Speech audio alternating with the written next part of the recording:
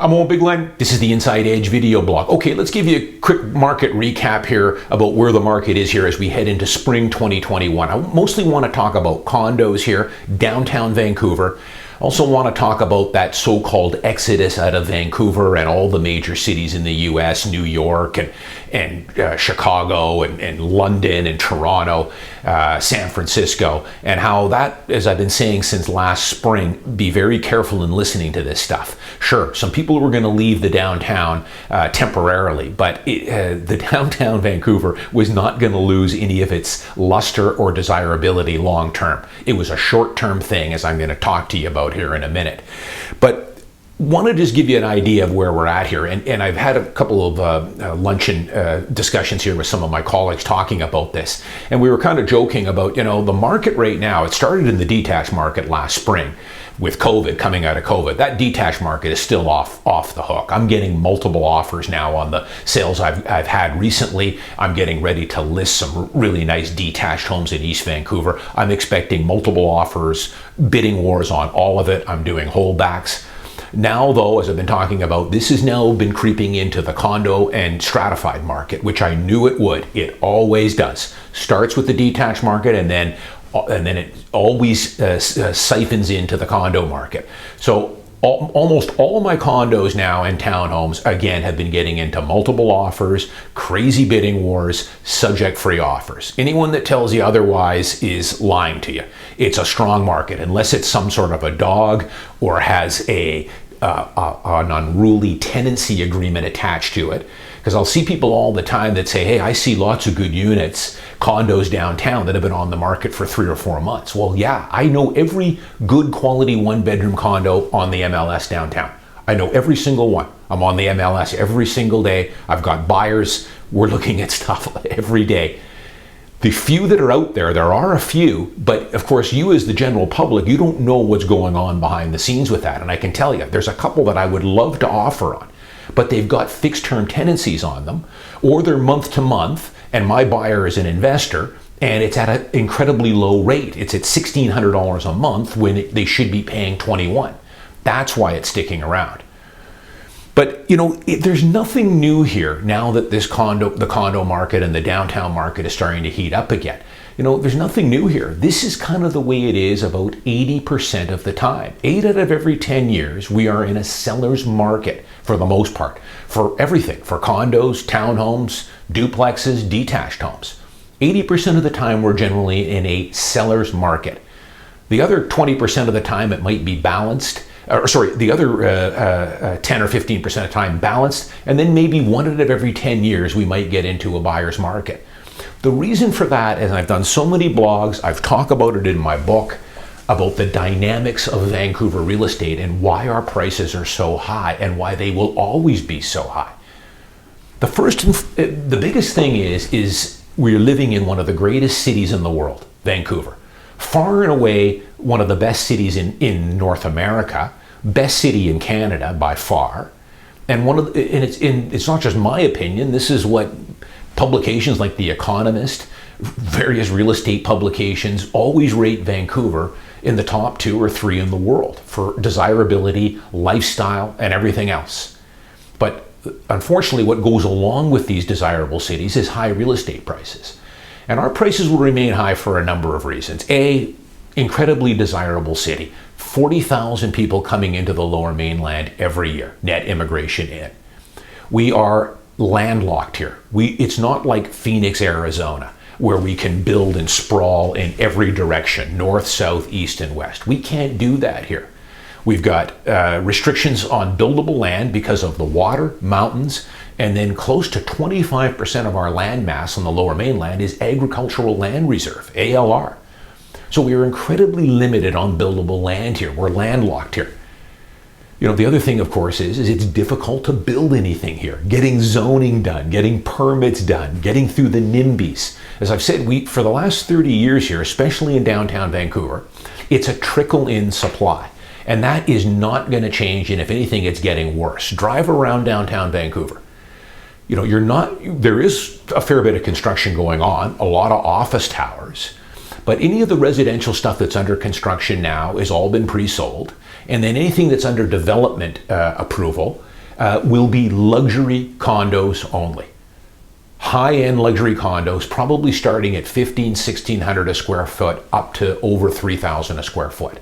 That's the way it is going to be moving forward here forever. It's not. We're not going to ever revert back down to what anyone would consider affordable. Let's call it $700 a square foot, which is still would be quite expensive for a lot of cities. So that will continue. High demand, lack of buildable land, tough to get anything built, trickle in supply. Those things are what are going to keep our prices, continue to keep our prices high here. The other thing, of course, too, is eventually people realize it's the Tina effect. I've done many blogs on this too, that renting long-term in a city like Vancouver is a tough place to be. No problem renting short-term, but you're paying $2,200-2,300 a month now for a typical one-bedroom with parking downtown. If you do the math on it, the tough part is getting the down payment. If you can get that 20% down, maybe you can qualify for a little less, 15% down. Your holding costs on buying is not that much more than renting. And then you've got everything else that goes along with owning. You're going to get capital gains appreciation over time. You're paying down the debt, so you're creating equity two ways. And then not to mention the intangibles, just the stability of owning your own home, as opposed to being at the whim of your landlord and could get a phone call at any time telling them that you got to move out in 2 months. The last thing I'll just talk about, which I've been forecasting and telling you guys about for many, many months now, actually ever since COVID. Back then, we saw all those articles about there's going to be an exodus out of a city like Vancouver. Nobody's going to want to live in the downtown after COVID. Nobody wants to ride an elevator. It was crazy. This is just hyped up clickbait to try and get people's attention. It makes for a good story.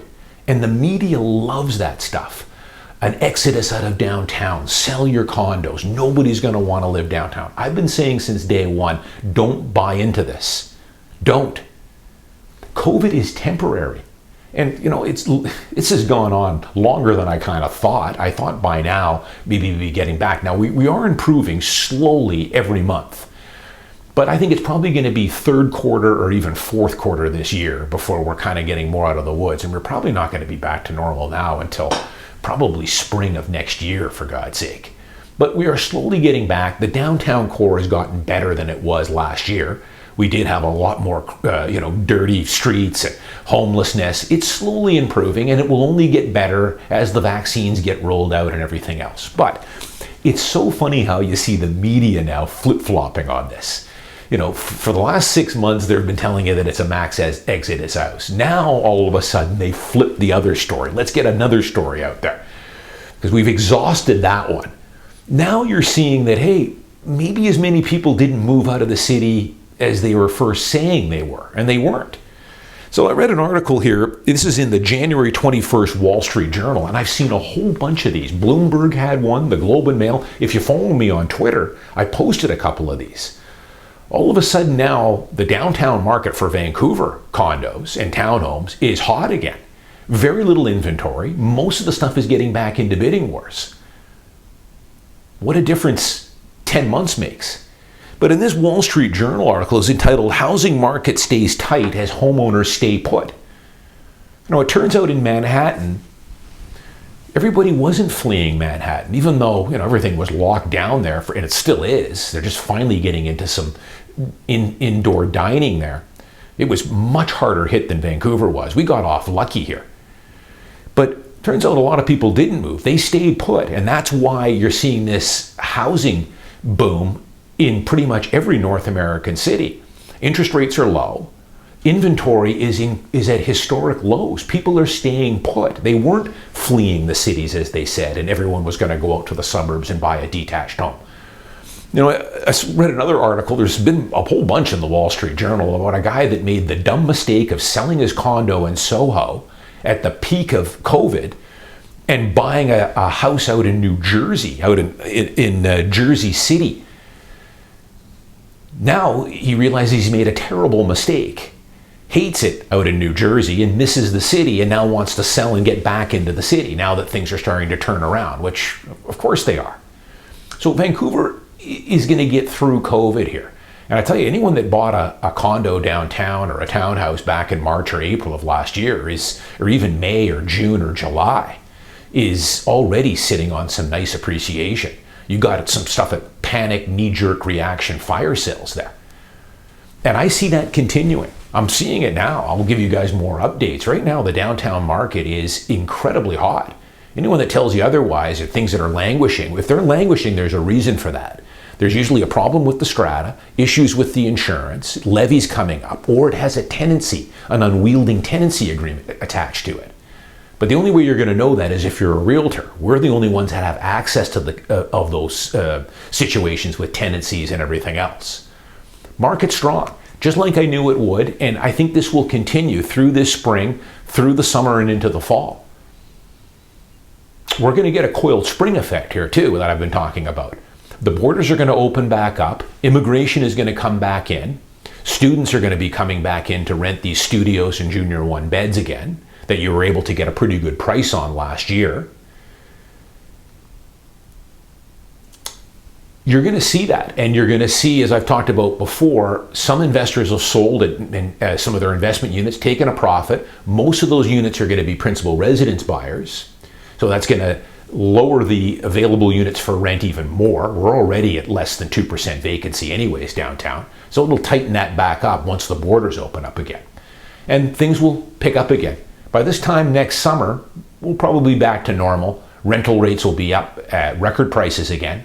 Inventory will be incredibly low, nothing to rent. That's where it is. Don't do any knee-jerk reactions to COVID. COVID has been terrible, but it's a temporary thing. People talk about, their flights out to the suburbs and nobody's ever going to live in the city. They act like COVID is going to be here forever, and it's not. We're going to be living with COVID for a long time, years and years still. But by this time next year, I think things will be much different, and they're already getting better every month we move forward here. I'm Owen Bigland. As always, thanks for watching. I'll see you next week.